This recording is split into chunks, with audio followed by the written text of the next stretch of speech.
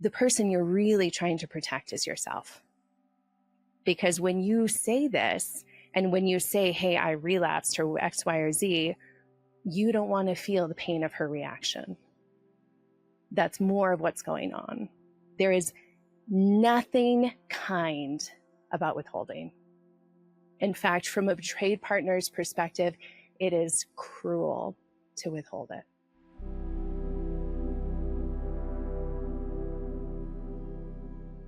Welcome to Husband Material. Today, I am so excited to be talking with Tammy Gustafson, who is the founder of the Betrayal Healing Conference. Welcome back to the show.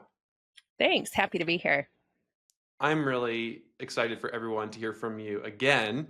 Last year, our interview was the most popular episode of Husband Material about what to do when your wife is triggered. And today, we're going to talk about what your wife needs from you if and when you relapse. Tammy, I feel like it would be really helpful for everyone to get caught up on your story and why this matters so much. Yeah.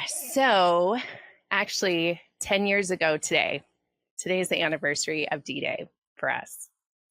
So I thought that Nathaniel and I had a perfect marriage, kind of very naively and arrogantly perhaps. And then a decade almost into our marriage, life blew up, and where Nathaniel came clean about his sexual integrity issues. And it shattered me. It shattered me. Our marriage was hanging on by an absolute thread for a long time as we dove in and as Nathaniel did the really hard work of healing.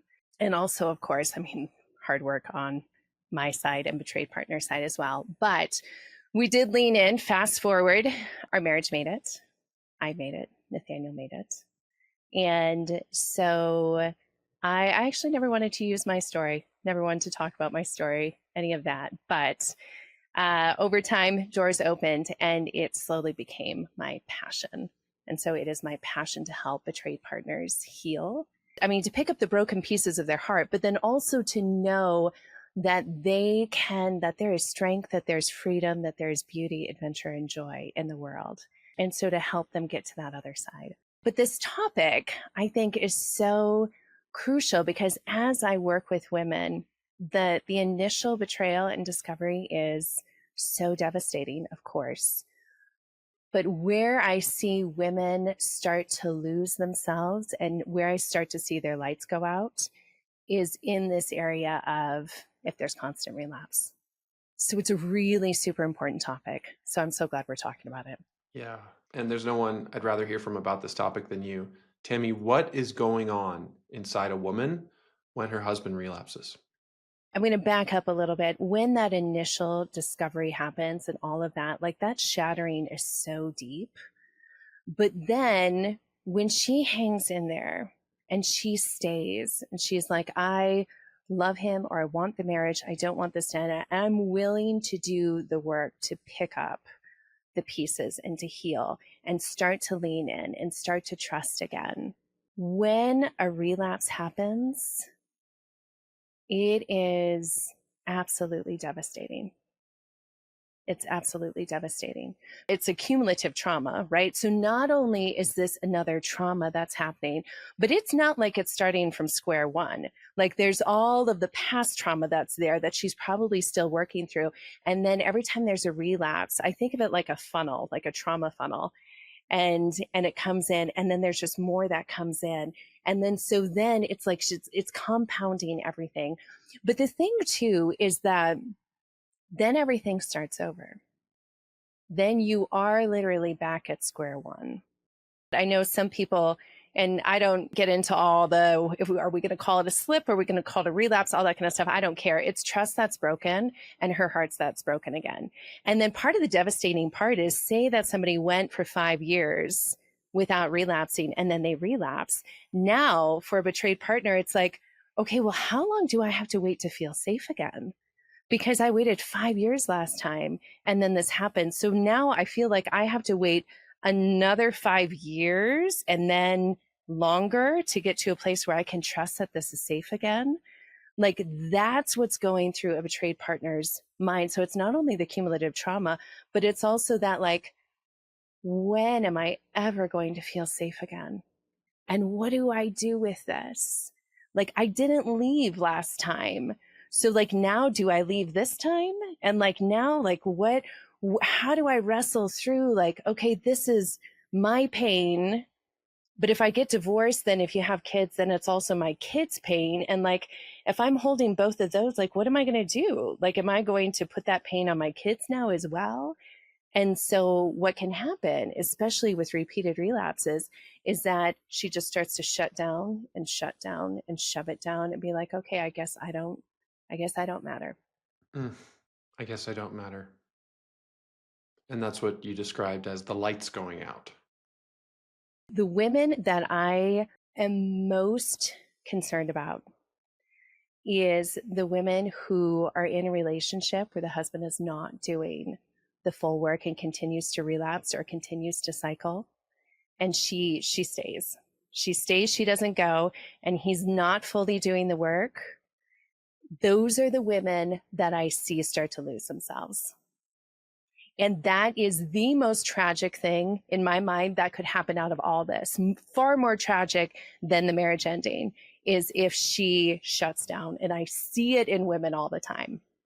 And that is so ironic because it's oftentimes those very relationships where the guy thinks, well, she's taking it really well, you know? She's not getting angry, she's not condemning me, she's not anxious all the time, she's not asking all these questions. And sometimes they think, well, she's so Christ-like, you know, she just accepts me as I am while I'm doing this. If she's not mad, if she's not angry, it's because she has shut down. It's because it's gone so far deep that she's not fighting anymore. And so those that what you just described, I'm like, oh my gosh, with that is she is in such danger right now. So this cannot be about, gosh, oh, I'm so glad she didn't respond. I'm so glad that she didn't get mad. Like, I'm so glad. Well, and that would be natural. Like, whew, I'm like, I hope she doesn't respond too much. I hope she doesn't do all that. But that can't be the focus. It can't be the focus because one, the focus is on you when that's the case of like, how do I feel? How much shame is like, because I don't want my shame to get activated. So, like, if she could just like be okay and just kind of go and pray and not be upset and all of that, I would really appreciate that a lot. That is the worst thing for her. And honestly, I think it's the worst thing for you, for those who are listening, because so much of your healing has to be about feeling the pain that she is feeling and leaning into empathy for her. Like, you are not going to fully heal, in my opinion, unless you are fully leaning into the devastation that it has caused and that you are helping to heal that. Wow. This is a major reframe. I hear it all the time when guys say, I don't want to hurt her. And that's why I'm not telling her about the relapse, or that's why I'm not sharing every little detail about it. And then if the reaction to that news is big, they think, well, I've hurt her. Look, this is exactly what I didn't want to happen. You telling her the truth is not hurting her. You relapsing is what's hurting her. And when this happens and men aren't forthcoming, or when they hide, or when they continue to hide or minimize or whatnot, that's lying. That's lying by omission. And over time and time again, I hear women say, you know what? I could deal with a relapse easier than I can deal with him lying and withholding from me. That's how more divorces end up happening, is the lying and the withholding. Because let's be honest, like, if we take a step back, the person you're really trying to protect is yourself. Because when you say this, and when you say, hey, I relapsed or X, Y, or Z, you don't want to feel the pain of her reaction. That's more of what's going on. So we have to be really honest about that. There is nothing kind about withholding. In fact, from a betrayed partner's perspective, it is cruel to withhold it. Now, as far as how many, every little detail or whatnot, she gets to decide how much of the detail she wants. But you have to be open to giving her whatever she wants. It has to be the only way that you can heal the relationship, the only way that you are going to aid in her healing. And I believe the only way that you are going to get full recovery yourself is if you are completely transparent and authentic. Absolutely. And that's so much of what we're working on at Husband Material, learning how to be vulnerable, learning these relational skills. So let's talk about when a relapse has occurred and a man has been honest about it. How can we be helpful instead of hurtful? Yeah, I think it starts with the you have to create a space for her emotions. And so you need to take your desire and expectation for how you want her to respond off the table. It is not about you. She has to be able to have all the emotions she has. And again, if she doesn't have emotions, those are the women I am most worried about. Okay. So you have to have a space where you can take her anger or her sadness, where she asks you a question, you give her the full truth and you don't make her pull out all the details. It is worthless to give that little bit and then make her pull everything out of you. That is not helping at all. And the reality is that she needs the truth to heal. Well, she can heal without you, but you don't necessarily want that if you're trying to be in the relationship. You don't want to put her in a position where she has to disconnect from you to heal. Mm. But if that's what it takes, she is worth that because she has to be able to heal. But the best you can give her is you can be non-defensive, you can be humble, you can be forthright and forthcoming. You can lean into it and say, hey, how you doing? How you doing? Is there anything you want to know? Like, how are you? All of that. And it's human nature to pull away from that. And like, ooh, I don't want to poke the bear. Like, I don't want to, like, things are calm now. I don't want emotions to rise. And I don't want, no, it's the opposite. This is part of that counterintuitive part of healing, is that the most kind and the most healing thing you can do is lean into that and say, hey, honey, how are you today? Is there anything you want to talk about? And you can be there. And if she says, nope, okay. Or if she says yes and she goes off and it shoots her up and she's triggered, then you take ownership for that. You take ownership not only of what you do, that's not where it ends. It's also you have to take ownership for the effect it had on her. That's also yours to own.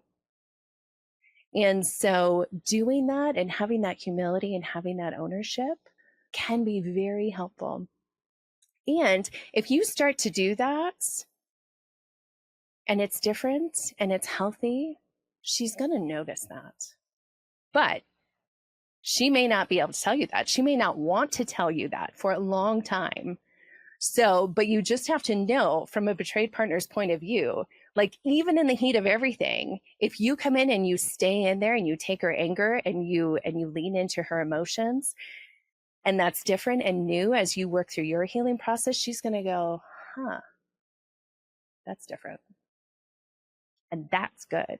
That's what I coach partners of. That's what you're looking for. The like, huh, he would have handled that differently. But she does not owe you kudos. She is not your cheerleader in this whole thing. But do know that she will see it, even if she is not at a place where she's ready to verbalize that. And that's one of the only ways that we can demonstrate more than just sobriety by how we show up in those moments. Yeah. Tammy, I've been watching some of the webinars that you do with Nathaniel called Both Sides of the Story. And there was one that you did about creating a relapse safety plan for betrayed partners. Can you say a little bit more about what betrayed partners need after a relapse? What they need is they need the truth. They need the ability to express. They need safety, the ability to express things. They may need space. Like safety, safety, safety is what we're going for. So physical safety, emotional safety, all forms of safety is what they need, because a relapse has ignited her nervous system absolutely on fire. She is in full on fight or flight mode. Or for those who take it really well, they're probably in the freeze mode. So know that just because she is not responding big, that her nervous system is absolutely on fire. It's just she doesn't feel like she can fight or she can run anymore. So that's where you get the freeze. Just to reframe that, I call it the plan C. Like plan A is there's no betrayal, right? Plan B is, okay, there has been betrayal, but no more. And then plan C is like, now what, right? And so what I tell women is that to have things thought out as far as if the worst case scenario happens and he relapses, I help them kind of come up with a plan so that they can have it thought out and written down ahead of time. Because once your brain kicks into that fight or flight mode, like you don't know what you want, like you don't know, I mean, the executive functioning, you can't plan, I'm not sure, like everything is overwhelming, it's so hard. So it's something just to kind of get her through that initial shock period of it so she can start to get back online. But I think that what she needs for herself, that document is the you're not safe and she needs to get safety outside of you. So that's a difference between like what we were talking about of what she needs from you, how you can help her. And the other one, the document is, okay, you're not safe. So now she has to do this on her own. And what does she need to think through to kind of help her get her feet back underneath her? It's kind of a very short-term plan, but what can she do to get her feet back underneath her? Mm-hmm. Which might include time away. Yeah. Might include extra self-care, Mm-hmm. hiring more help with the kids. Yeah. To give her that space. Yeah, absolutely. One of the biggest things that's so hard for betrayed partners to deal with, let's just go back to after initial discovery. In their decision of if they're going to stay or not, something every partner has to struggle with is the risk. It is such a risk to stay. If she has stayed with you, she is risking so much. And when she makes that decision, and it feels for a betrayed partner, there are times you're like, what am I doing? What am I doing? Why would I stay with this man who has the ability, who's already shown it, but who has the ability to hurt me again this much? So there is that battle inside. And I think Michelle Mays does a great job about talking about all these binds in her book, The Betrayal Bind. But there is such a battle inside of her of like, I want safety. I want to be at a place where I can rest. I want to be at a place where I feel like I can be safe and I can let down my guard and I can do all those things. And yet I can't. And I'm staying. And all of this may happen again. All of this may happen again. And so that is a constant thing that betrayed partners have to deal with, is dealing with that risk and their relationship with themselves and the battle inside of themselves with that risk. So part of kind of developing a plan, as we talked about, is going, you know what, let's look at that risk because that risk is real. Yes. That risk is real. And we can't run from it. I mean, you can avoid it if you want. But one of the ways to calm it a tiny bit is to have it already thought through so you know what you're going to do. And I know some guys are already thinking, why would I plan for a relapse? I don't want to relapse again. I don't want to put myself in the headspace of imagining that's going to happen. And so this might seem unnecessary or it might seem unhelpful, but this is not about you guys. Mm-mm. And it is a risk. It could happen. It could happen to anyone. It could happen to me. However long we travel down this road, we can still get in an accident at any time. Well, and like you said, like this has nothing to do with the guys. Like this is not them planning for a relapse. Like don't do it. Do your work so you don't. This is her trying to create a safety net for herself because she is risking everything by staying with you. And that matters. You know, this idea of risk, I think, is such a big thing. I'm a skydiver, and there's a lot of risk, right, in skydiving. But it's so fascinating because in this community, they don't shy away from risk. They don't shy away from fear. They don't even shy away from death. They don't shy away from emotions. Like all of that stuff, it's like in the rest of the world, when there's risk, the natural reaction is I want to put my head in my sand and not think about it and not deal with it. In this community, everybody knows that it's there, so they lean into it and they talk about it and they prepare for it. So much of the training that I went through was all about what to do when things go wrong. Not that you ever want it to go wrong. And for betrayed partners, you don't ever want it to go wrong. But you want to, for betrayed partners, you want to have a backup plan. And for skydiving, there are backup plans to the backup plans to the backup plans, because that's how dangerous it is, or how potentially dangerous it is. Well, for betrayed partners, it is even more dangerous, I think, than jumping out of an airplane. So you want to look at it and you want to have a plan in place so that you can get up and walk if everything goes wrong. That's so good. And if you want more training, and if you want to give your wife or girlfriend or family members more training on how to skydive in this context of sexual betrayal, you need to go to the Betrayal Healing Conference. Tammy, can you tell us more about that? Yeah, absolutely. So this is an annual event I put on that is specifically for betrayed partners, although those who did the betraying and professionals are also welcome to join. We have some specific interviews for them as well. But my goal and my heart for this is that when betrayal happens, one, nobody prepares you. And two, when it does happen, you don't know what to do. You don't know where to go. You don't know who's safe. You don't know if you're moving forwards or backwards. It is so disorienting.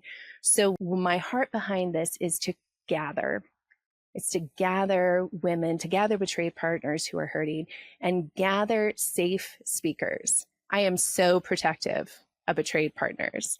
And so I gather safe speakers to come and who I know will give them guidance and help and empowerment, because there's a lot of people who have been really hurt by therapists or by professionals or faith leaders who maybe don't have the training and understanding.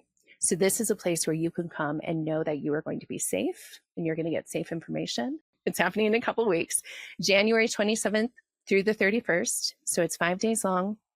There's over 35 speakers, including Peter Levine is talking. And so like the trauma piece, we're pulling that in as well. I'm really excited about that. But really just phenomenal speakers, phenomenal experts in the field. And there will be about 7 or so interviews that are released each day, and people have 24 hours to listen to them. And yeah, it's just a time of healing and empowerment and guidance and validation, and so good. It's amazing. So I'm partnering with Tammy to promote this conference, and you can go down to the link in the description for this episode if you want to join. Again, it's free. And for those of you who attended the Porn Free Man Conference earlier this month, now the Betrayal Healing Conference is happening for partners, for women, for wives, for girlfriends, for anyone who's impacted by this. What an opportunity. Tammy, I know this is a big question. What is your favorite thing about healing? What a fascinating question. Well, for my healing, the feeling of freedom, the feeling of bringing back in and welcoming back in all those parts of me that I lost along the way. Oh, it feels so good. And my favorite part of walking with women healing, oh my gosh, there's nothing better than watching a woman start to get this strength from the inside and start to realize that she has incredible worth and value, and start to realize that she matters and that she gets to take up space and have a voice, and that she can be accepted exactly how she is. To see her light, for those whose lights have started to dim, to see that light start to get brighter and brighter, it is awesome, and it is possible, and I see it all the time. And I'm on a mission to help fan that flame back inside women. Let's go. Thank you, Tammy. Everyone, go down to the link to join the Betrayal Healing Conference. And you can also learn more about Tammy, her website. Always remember, you are God's beloved son. In you, he is well pleased.